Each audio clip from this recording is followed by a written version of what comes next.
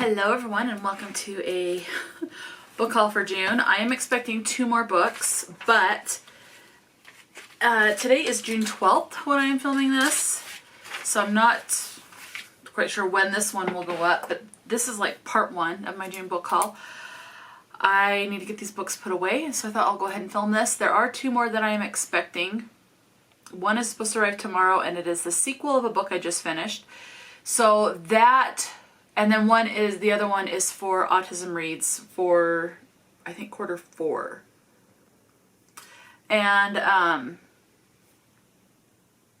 those 2 books I'm expecting could obviously go up as far as the quantity, depending on what books I read that are part of a series. And then I want the next book in the series once I've completed the current one that I have. So, but let's go with the non-reading books first. I have 2 crafting books.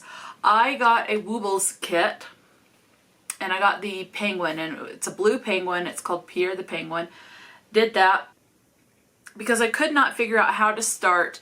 I had a kit where I can do like 3 gnomes, 3 little garden gnomes, a purple, a pink, and a yellow, but I could not figure out how to start it. I asked my mom. They talk about starting with like a magic circle.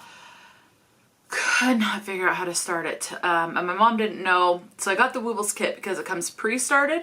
The Woobles kit, there's a QR code, whatever they're called, that you scan on your phone, and then it takes you to the Woobles website, and it has step-by-step, literal step-by-step instructions on how to crochet the penguin. And it made things make so much sense in the way it's the closeness of the camera to the project, so you can actually see what the person is doing, how she explained it. Everything made sense, and I love crocheting now. So I have finished my penguin Woobles. I have started my purple gnome. I am almost done with the hat. So I messed up. It's supposed to have 6 flower petals along the hat, but I only ended up with 5. So I messed up, but it still looks fine. I'm not going to worry about it. But because I'm loving it, I went ahead and got 2 crochet books. So I have Crochet Techniques and Tips. So this one has, talks about the different, what you'll need, hook sizes, and measuring tools. It shows you how to do the chain stitch, how to make a slip knot, and let's see, how to fasten off, join new yarn, decreasing stitches, increasing stitches, half double, so different types of stitches you can do, like a half double crochet, double herringbone, so a bunch of different stitches. So I am very happy about that. The other crochet book that I got, I really like gnomes, and so I found this where it's seasonal gnomes, amigurumi, I'm sure I said that wrong, gnomes. It's 24 crochet patterns for every season. And I think this one right here, this little spring yellow one, is so cute. And there's a Halloween, there's a fall one, you know, so it's just, yeah, I am so excited. I am so excited for these. So, yeah. So those are my non-reading books. These are my arts and crafts books, and I'm so excited. Okay, now let's get into the books that I purchased. Now this first one, I'm going to show you these 4 that I have. I got all from Amazon. This first one, I bought this book. I already own this book, but the edition that I own is the mass market paperback. This edition is over 600 pages, and the mass market paperback is thick, and I think with this type of book being in the mass market paperback, it's going to make it a little bit more awkward to read it, plus the writing is a lot smaller. So I got one where the writing is bigger and it's not going to be quite so awkward in the small thing to hold such a big book and everything. So this is going to be replacing my mass market paperback, and that is Dune by Frank Herbert. The writing is a heck of a lot better. So this, yeah, oh, just wait. Let me take this dust jacket off.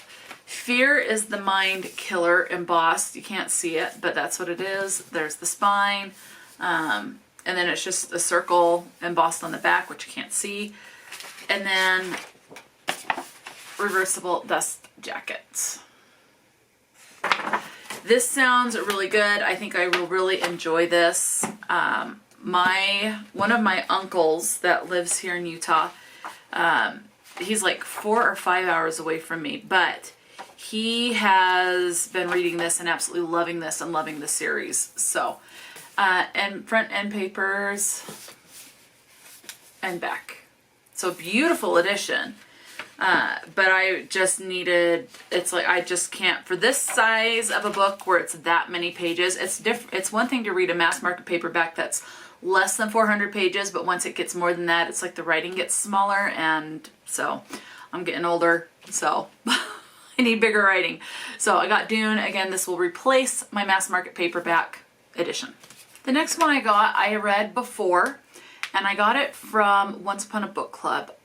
I don't remember why, but I unhauled it thinking I wouldn't reread it. But I keep thinking about this book. I thought, yes, I'm definitely going to reread it. So I re-got another copy of it. And it's actually a series. And I have since now ordered book number 2, which either comes out at the end of this year or like in January or February of 2025. Fake It Till You Bake It. I do remember giggling and thinking the love scenes were very sweet. And I think the reason why I unhauled it, I don't remember exactly, but I think it's because at that time I was not comfortable with the open door sex and the explicitness of it. Perfectly fine with it now. So I was like, because of the sex, I'm not going to reread it, but I will reread it. So I just really liked this one. So Fake It Till You Bake It. I'm going to read the synopsis. This is written by Wesley. Jada Townsend Matthews is the most reviled woman in America after turning down a marriage proposal on a reality dating show. When she comes home to lick her wounds, Jada finds herself working at San Diego's newest cupcake bakery, Sugar Blitz, alongside the uptight owner and professional football player Donovan Dell. When a reporter mistakenly believes Jada and Donovan are an item, they realize they can use the misunderstanding to their advantage to help the struggling bakery and rehabilitate Jada's image. Faking a relationship should be simple, but sometimes love is the most unexpected ingredient. And I do remember liking the writing and thinking it was very sweet.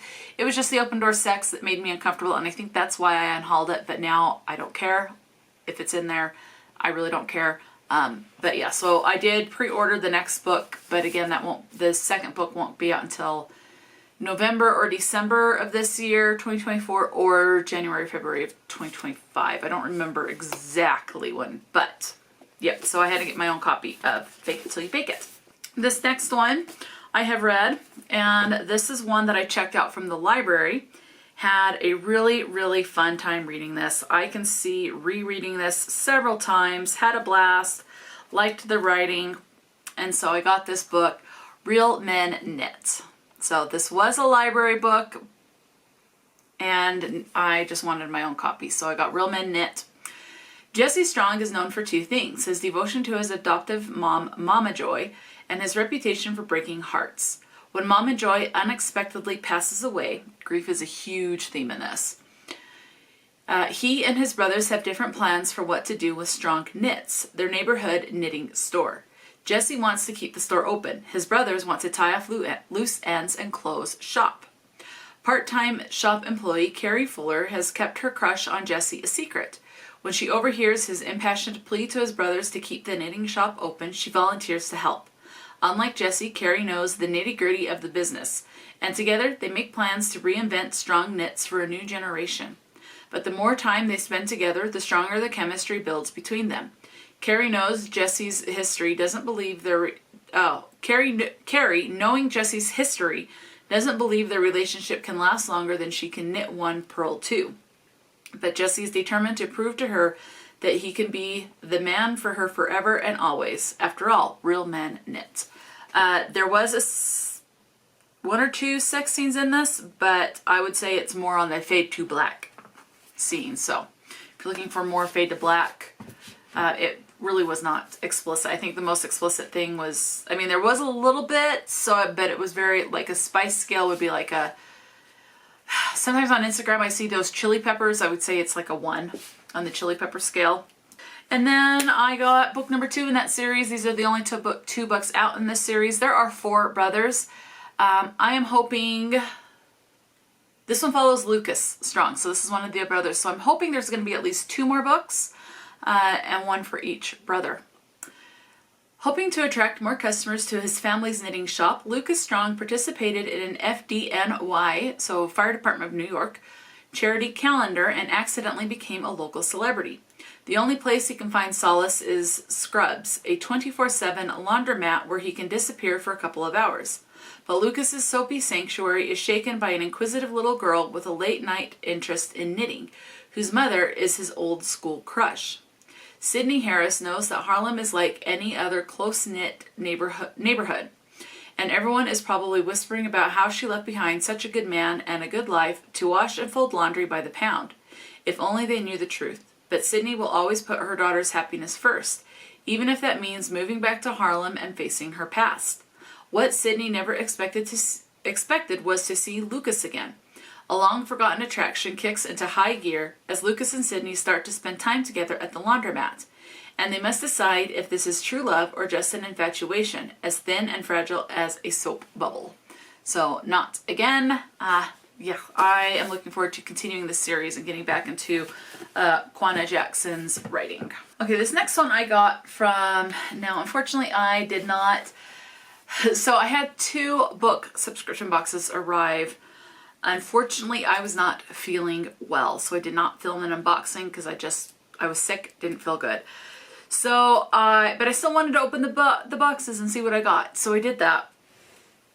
Now, the first one is from Probably Smut, comes with 1 book, and the one that it came in is, and this is a special edition book as far as the cover goes, Crossroads by Devney Perry. This is book number 1 in the Haven River Ranch. I did verify that.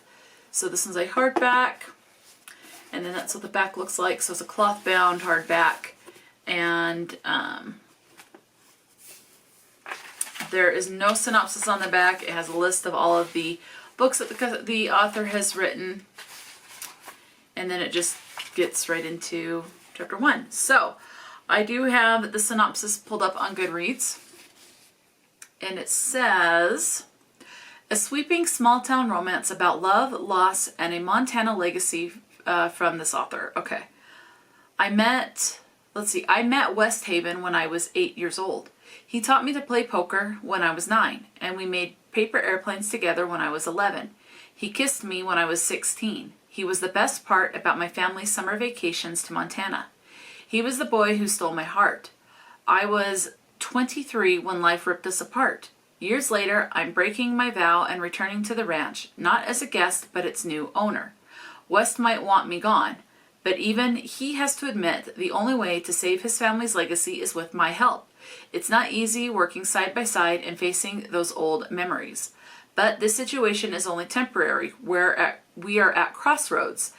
And as long as I don't let myself fall in love with West Haven again, maybe this is our chance to put those ghosts to rest. Maybe this time we'll finally be able to say goodbye. It says this is it is a romance. Probably Smut does smut books. Romance, it does have the tag of Western and contemporary and adult. So obviously they're going to be all adult. I don't know what the smut's going to be like, but it does sound good. And these next 6 came from my Romance Reveal book box. And these ones, when I got these, I did check. These are all either the first in a series or a standalone. So, Before I'm Gone by Heidi McLaughlin. Palmer Sinclair has never needed anyone's help. A successful loan officer, she's all work and no play. But when splitting headaches and blurred vision begin to affect her job, she begrudgingly sees a doctor and receives a diagnosis that leaves her shaken to her core and with little time left. Facing an uncertain future, Palmer makes a bucket list, determined to do things she's only dreamed of before she goes.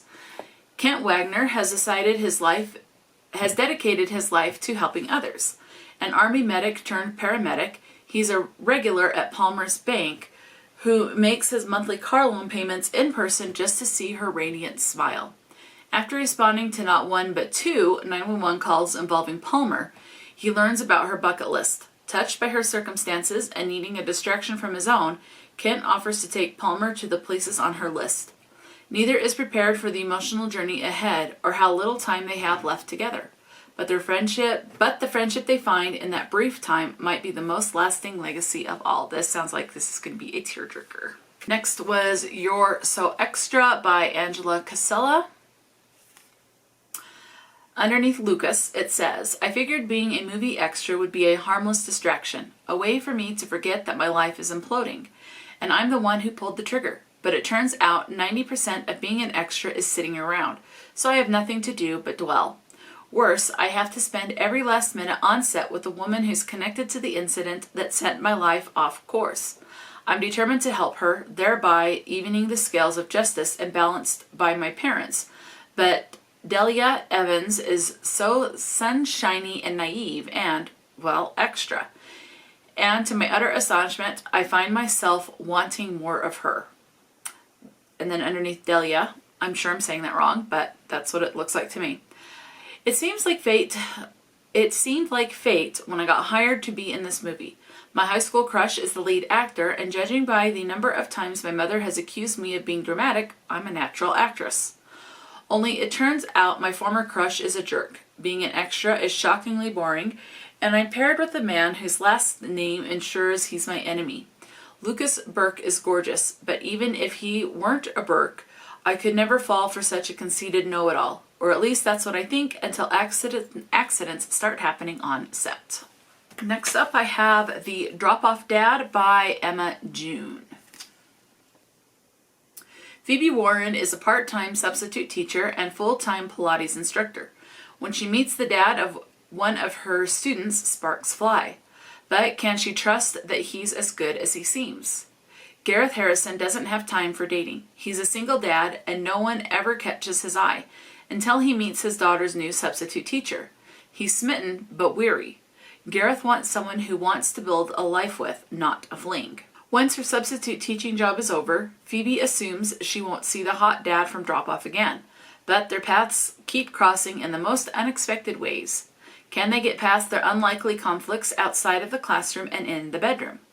Will their undeniable chemistry lead to something more? And will these two move past the flirty fun into real and possibly forever?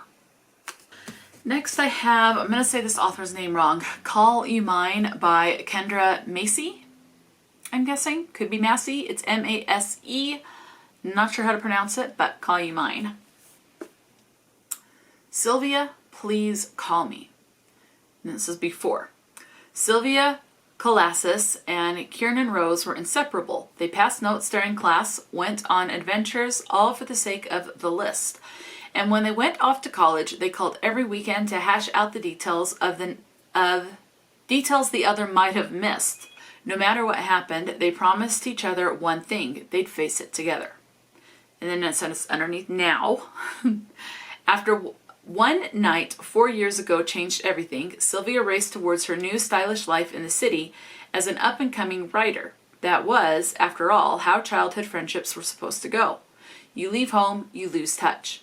Only now, unceremoniously fired from her job and walking in on her boyfriend cheating on her in one fell swoop, Sylvia runs home into the arms of the small town she promised she'd never return to, taking cover under the guise of the holidays. But she isn't running back to Kieran. Not after how they left things, even if he's looking at her as if she never left, and she may be wishing she hadn't. Next one I have is Does He Know by Kaylee Ryan. Two POVs, we have Emerson and Roman. Underneath Emerson, it says, "It's not like I planned to fall for my older brother's best friend. It just happened. When a perfect body covered in tattoos and a dirty mouth, Roman is the kind of guy women notice. And believe me, I noticed, even when I tried not to.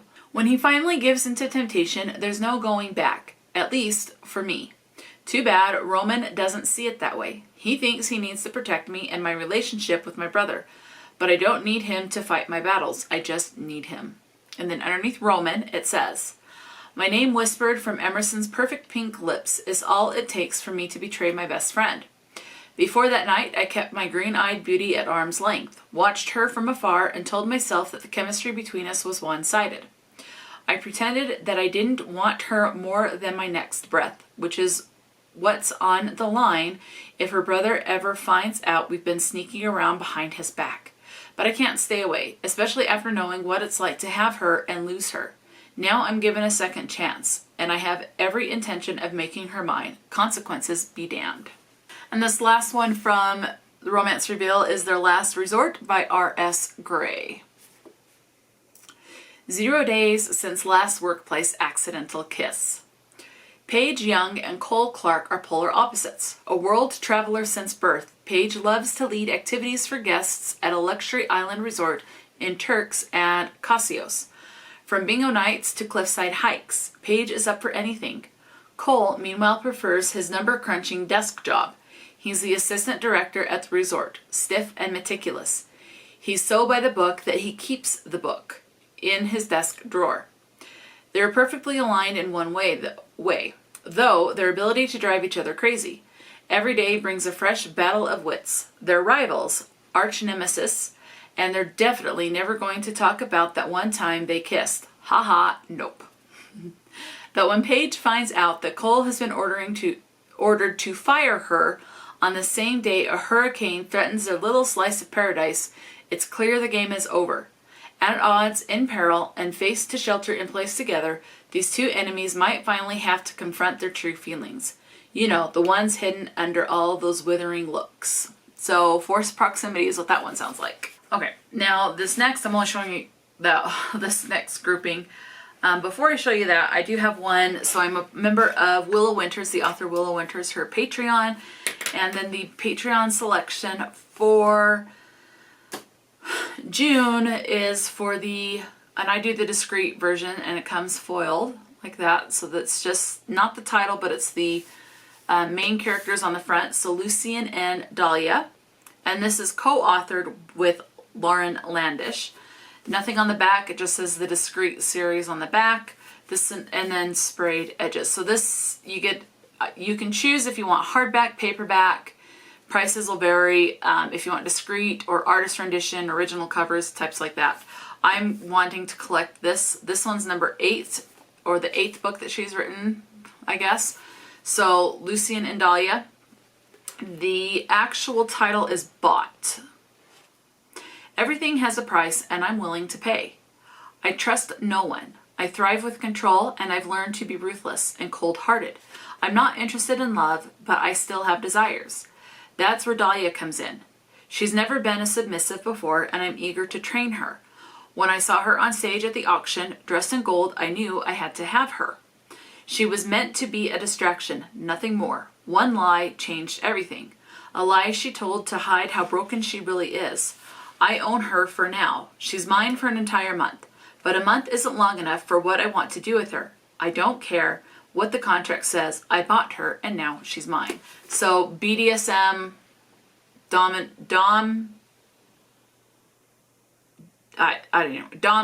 sub. So Dom and submissive. So yeah, so that's Bought by Willow Winters, and this is because I'm a member of her Patreon. Okay, and this next grouping that I'm going to show you now are all ones that I got from my local library from their book sale. I did a haul specifically for these, so I'm not going to go into the synopsis. I'll just show you these ones. But, I mean, there's a couple in this that I will show you, or that will read the synopsis. But for the most part, there's like 11 of these. My library is getting rid of their library sale area. They need it for like a study room. So unfortunately, I will no longer have access to my library book sale, which is fine. It sucks, but it is what it is. So every single book at the library sale was 10 cents. I got 11 books. I have more than 11 here because some of the ones I got from my library sale are later on in the series. And so I bought from Amazon the first book in the series.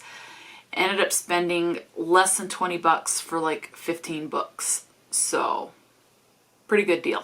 Anyway, the first one from the library sale is by Janet Dailey, and it's a Christmas thing. Oh wait, no, this is one that I bought from Amazon.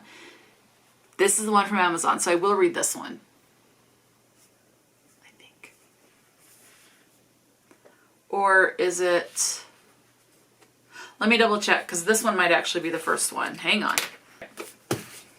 Switching books. This one's the first one in this series by Janet Dailey. This one is my kind of series. It's the Christmas Tree Ranch. So this one's book number 1. So this one I will read the synopsis. This is one that I got from Amazon. It's a mass market paperback. The writing is not too bad as far as the size goes. Returning to Branding Iron, Texas is Travis Morgan's last resort, and the abandoned ranch he inherited isn't much more welcoming than the prison cell where he spent the last 3 years doing time for a tragic accident. Completely without funds or family, Travis finds celebrating Christmas is the last thing on his mind. But there's no escaping the holiday spirit in this close-knit little town, not with Branding Iron's longtime Santa retiring and sweetly stubborn Mayor Maggie Delaney determined to find a replacement. When her no-nonsense facade slips to reveal the sensual, vulnerable woman beneath it, Travis realizes Maggie just might be as lonely as he is, and that this holiday season, love could be the gift that heals them both. Okay, and these next 2 books are still by Janet Dailey, and these were from my local library book sale. It's A Christmas Thing, which is book number 2 in the series, and this one is a standalone. It's 2 short stories, and Maybe This Christmas is what this one is. This one has Darling Jenny and Strange Bedfellow. So I won't read the synopsis for the ones I got from the library because I did a complete library haul. Now this next one I got from Amazon because I needed the first book in the series. So this one is The Princess Plan, which is book number 1 in A Royal Wedding, written by Julia London. I love that dress. Princesses have pomp and glory, not crushes on commoners. Nothing gets the tongues of London's high society wagging like a good scandal. And when the personal secretary of the visiting Prince Sebastian of Alucia is found murdered, it's all anyone can talk about, including Eliza Tricklebank. Her unapologetic gossip gazette has benefited from an anonymous tip about the crime, prompting Sebastian to take an interest in playing detective, and an even greater interest in Eliza. With a trade deal on the line and the mounting pressure to secure a noble bride, there's nothing more salacious than a prince dallying with a commoner. Sebastian finds Eliza's contrary manner as frustrating as it is seductive, but they'll have to work together if they're going to catch the culprit. And when things heat up behind closed doors, it's the prince who'll have to decide what comes first, his country or his heart. And then the one that's later on this in the series, I don't remember if it's book 3 or 4 or whatever, but the one that's later on in the series I got from my library sale is A Princess by Christmas. So the next 2 from my library sale are from the same author. I have Ghost of a Chance, very reflective cover, by Jayne and Krentz. And then the other one by Jayne is this one, which is Lady's Choice. Now this next one, these next 2 books are collections of novellas. So this first one, and they're both by Grace Burrowes, part of the series. The 2 that are in this is the one that I got from Amazon. This is The Duke and His Duchess, as well as The Courtship. So The Duke and His Duchess says, dashing, brilliant Percival Wyndham has no expectations of becoming the Duke of Moreland when he wed Esther Himmelfarb, but all that changes in the first tumultuous years of marriage and parenthood. Percy and Esther must grow into the nobility they've been resisting and stand together, or face the threat of destroying their young family and the beautiful love that started out with such promise. And then underneath The Courtship it says, Percy Wyndham is a second son and cavalry officer when he woos the beautiful Esther Himmelfarb. the amazing lady who is destined to become his beloved Duchess. So the front has them reversed. So, okay, so the Courtship is first, and then it is the Duke as Duchess, but on the cover they're switched. And then the other one by Grace Burrowes is this one, which is Lady Louisa's Christmas Night. This is the one I got from my library sale. And this one has, when a lady has a, let's see, when a lady has a secret, she needs a friend. Is this a collection of short stories? No, it's not. This is a full-fledged novel. Lady Louisa's Christmas Night. So, but these ones before this one. And then another one from my, let's see, these three. Okay, the other four, I actually have 5 more, but 4 other ones I'll just speed through real quick and just show you.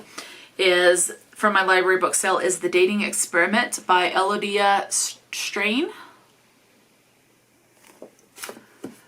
Whatever It Takes by Jessica Pack. House Broken by Sonia Jorg, as well as Ultimate Power by Stephen Frey. Okay, this next one I have one more from my library sale to show you, and one that I got from Amazon. So the one that I got from Amazon is book number 1 in the series, and this is How to Survive a Scandal by Samara Parrish. So this one says, Lady Amelia was raised to be the perfect Duchess, accomplished in embroidery, floral arrangement, and managing a massive household. But when an innocent mistake forces her and the uncouth, untitled Benedict Astorley into a marriage of convenience, all her training appears to be for naught. Even worse, she finds herself inexplicably drawn to this man no finishing school could have prepared her for. Benedict Astorley never dreamed of saving Amelia's life, would lead to him exchanging vows with the hoity society miss. Benedict was taught to distrust the aristocracy at a young age. So when news of his marriage endangers a business deal, Benedict is weary of Amelia's offer to help. But his quick-witted, elegant bride defies all his expectations, and if he's not careful, she'll break down the walls around his guarded heart. And then the book that I got from my library sale, which is either book number 3 or 4, don't know, by Samara Parrish, that's this part of this series, is How to Deceive a Duke. So, okay, now these next ones here are all from the same author. 5, I bought a book box. I found this one on Instagram and loved the special discreet version of these. So I bought these, and the box only came with 5, but there were 2 others. So these ones I will show you, but I will not read the synopsis because I did an unboxing and I read the synopsis on all of these. So these 5, I will not read the synopsis, but the author is Kelsey Haas. And so we have Hello Fake Boyfriend, and these are plus size romance. So plus size, I think that's the female that's plus size in these. Hello Single Dad. Hello Doctor. Hello Billionaire. And Hello Temptation. So again, all by Kelsey Haas, and these ones were included in the box that I got, so I did the unboxing. So, but the next 2 by Kelsey Haas, I will read the synopsis. So those are all part of the same series, and these 2 are part of the series as well. And because these have the same cover, I went ahead and got these because I want everything to match. So the other 2, so these ones I will read because these were not included in that unboxing. So I have Hello Tease. Men view love as a game, one you can walk away from. At least that's what the men in my life have taught me. My dad ran off when I was young, and just when I thought I was getting my own happily ever after, my ex left me on my own with 2 kids. Trying to pick up the pieces, I moved to a small town where I can have help from my children's grandparents. I think I know what to expect from small town life until I meet my new neighbor, Knox Madigan. Local hero, great smile.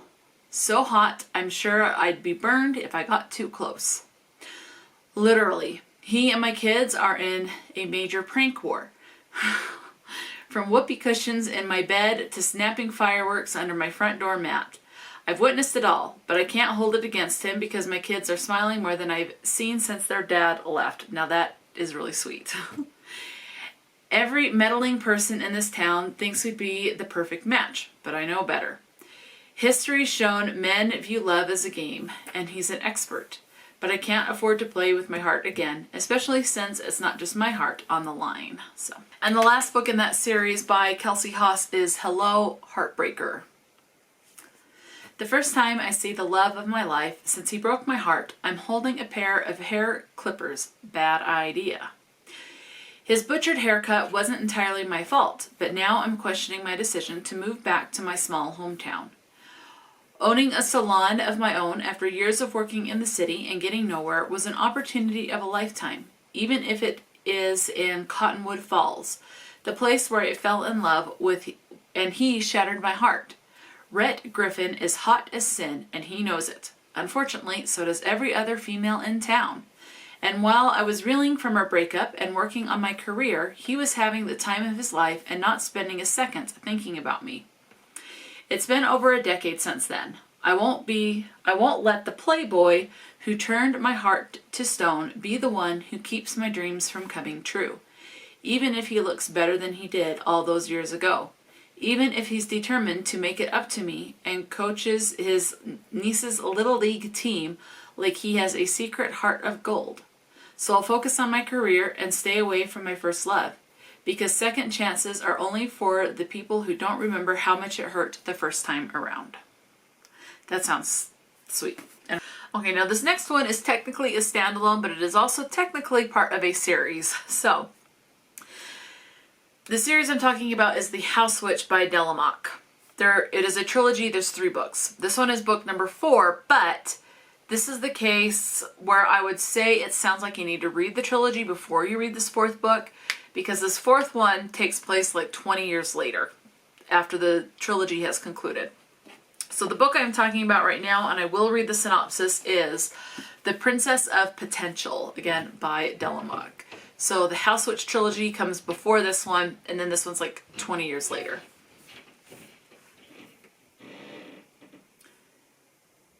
It's been 20 years since Finley Eshowen, the fabled House Witch of Daxaria, first cooked up supernatural hijinks in the castle of Ostis.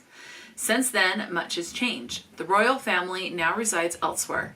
A tentative peace has been established with Trovak, and the crown princess, Alina, is ready to pick the perfect nobleman to be her husband. But Alina's quest for her ideal consort is proving rather difficult.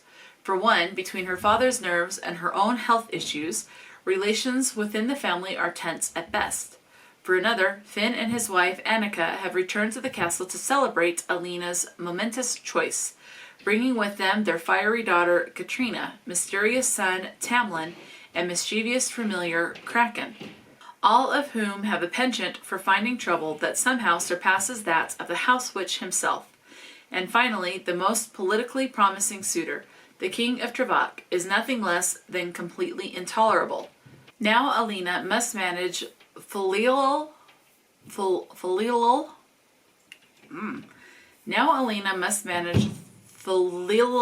expectations, flirtatious miscues, magical misadventures, and dangerous plots, all as she struggles to find her own place within her kingdom and understand the blossoming desires of her own heart.